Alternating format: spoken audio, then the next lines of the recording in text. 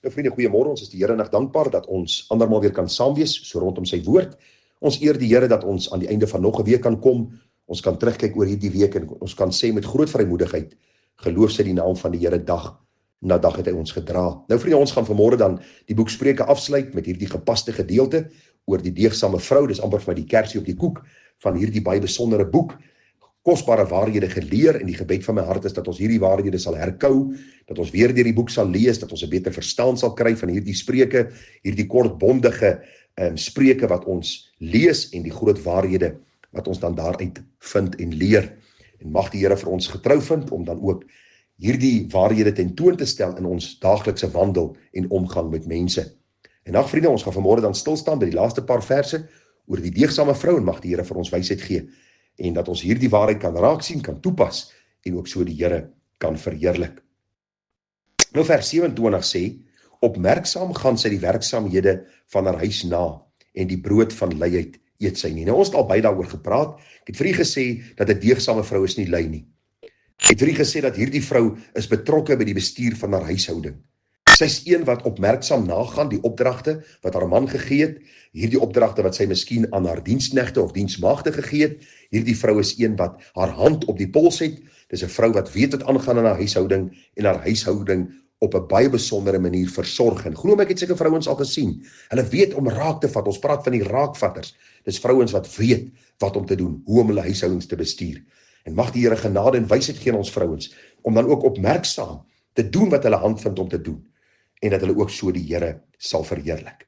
Vers 28 sê haar seuns tree op en noem haar gelukkig, haar man ook, en hy prys haar.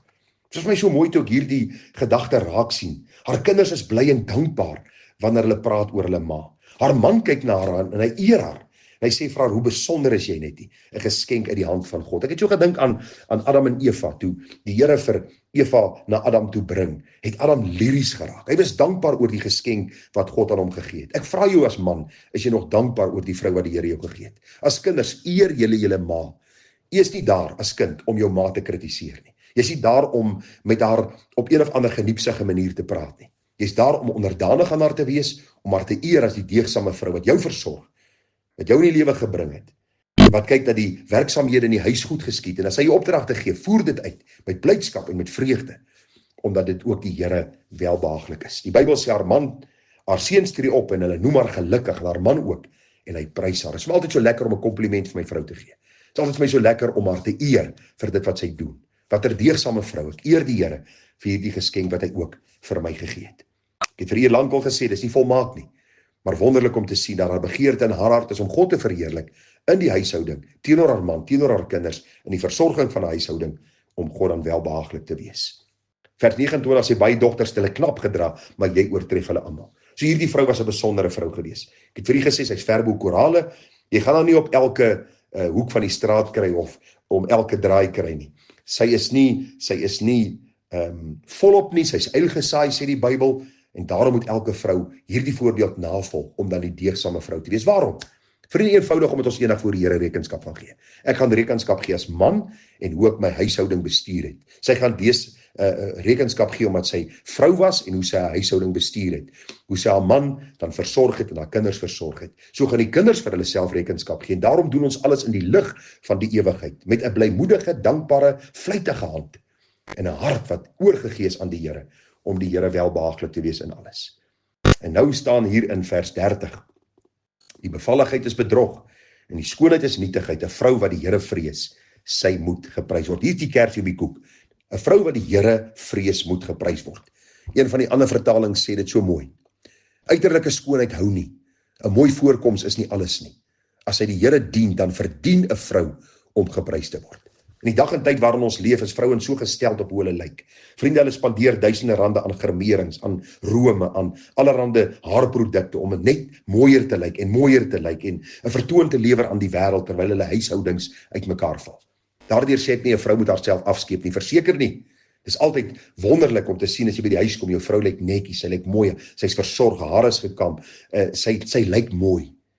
En dis wat die Here hulle geskaap het, om mooi te lyk vir die man, sodat die man haar kan lief hê en haar kan omhels en deel kan wees van haar lewe. Maar die Bybel sê vir ons die uiterlike skoonheid hou nie. Dit vergaan. Almal kry plooie, almal word grys, Almal word ouer. Vriende, ons begin stadiger loop, ons begin krommer loop. En as ek dink aan my skooma, toe sy dood is op 87, was sy nie naaste by die vrou wat sy was toe sy 'n jong dame was nie. Maar as een beginsel wat vas staan, dat as jy die Here vrees, dan moet jy geprys word. Jy sien op die einde van die dag is daar net een iets wat vernuwe word in ons lewe, dis ons geestelike lewe. Ons het onlangs in ons stilte tyd so 'n bietjie na 2 Korintiërs 4 gaan kyk. Die Bybel sê, die uiterlike vergaan, maar die innerlike moet dag na dag vernuwe word. Die deegsame vrou weet dit. Sy weet sy word ouer, sy word swakker, haar kragte neem af. Maar haar gees word sterk in die Here en sy deel dit met haar huishouding, met haar man, met haar kinders en hulle ag haar hoog. Hulle prys haar as hierdie vrou ver bo korale.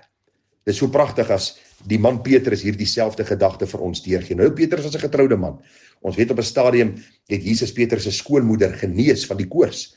En nou lees ons wat Petrus sê oor die vrou. Daar staan net so moet julle vroue aan julle eie mans onderdanig wees, sodat as sommige aan die woord ongehoorsaam is, hulle ook deur die wandel van vroue sonder woorde gewin kan word, as hulle julle reine, godsvreesende wandel aanskou het. Julle versiering moenie uiterlik wees nie, haarvlegtery en omhang van goud en aantrek van klere nie, maar die verborge mens van die hart en die onverganklike versiering van 'n sagmoedige en stille gees, wat baie kosbaar is voor God. Want so het vroeër ook die heilige vroue, wat op God gehoop het, hulle self versier, en hulle was aan hulle eie mans onderdanig. So kosbaar om te sien.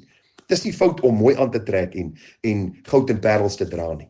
Maar as dit jou belangrikste fokus in jou lewe is, gaan dit geweldig teleurstel op jou ou dag. Jy gaan heel moontlik nie saam met jou man en jou kinders oud word nie.